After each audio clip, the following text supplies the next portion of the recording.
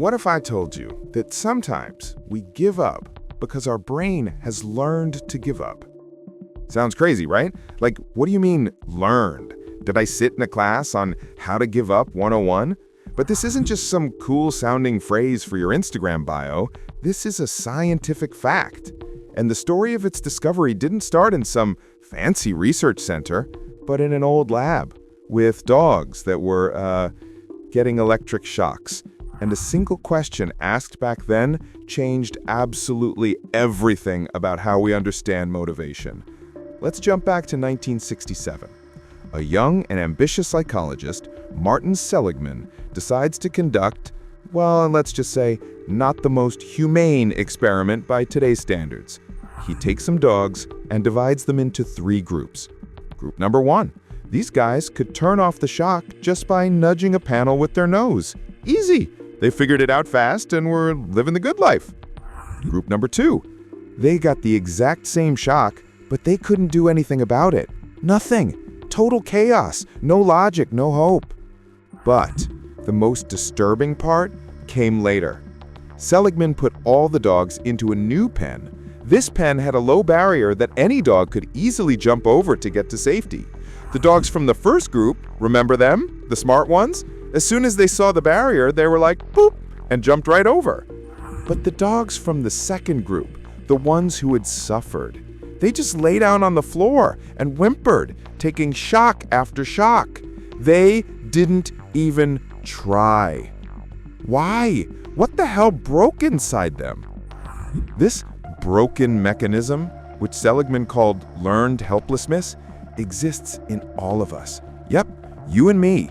It's like a virus that quietly slips into our operating system and starts causing glitches at the worst possible moments. Sound familiar, right? Let's check. Here's a student.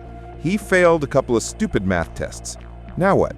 Now, with a sour face, he automatically tells everyone, "Oh, I'm just a humanities guy. Numbers aren't my thing."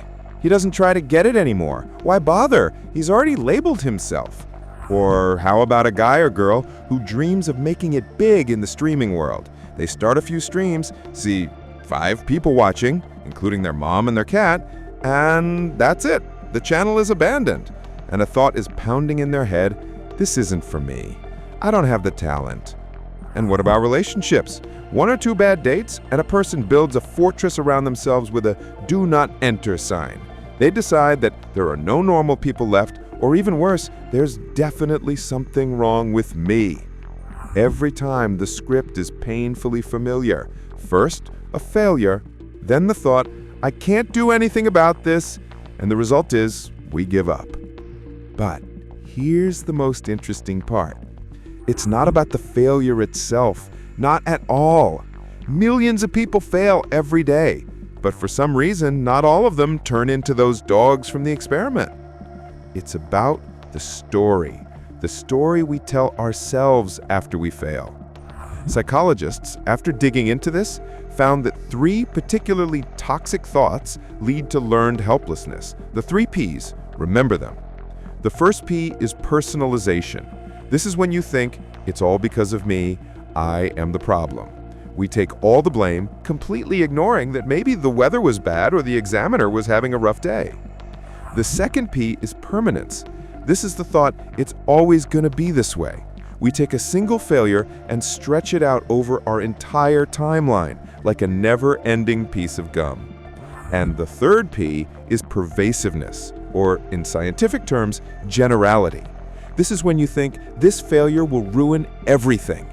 Failed an exam. That means I'm a loser in sports, I'll never succeed in relationships, and my life is basically over. Sound familiar, huh? This hellish trio is the perfect recipe to voluntarily lock yourself in a cage when the door isn't just open, but taken off its hinges. But there's good news. If this state can be learned, it means it can be unlearned. Psychologists call the antidote learned optimism. And no, this isn't about rose-colored glasses and unicorns pooping rainbows. It's about becoming a good lawyer for yourself, not a prosecutor. Practical advice. The next time you catch yourself thinking that nasty thought, I can't do it, I'm a failure, just stop. And like a detective, ask yourself 3 questions. Is this really 100% true? Or is it just an old broken record playing in my head?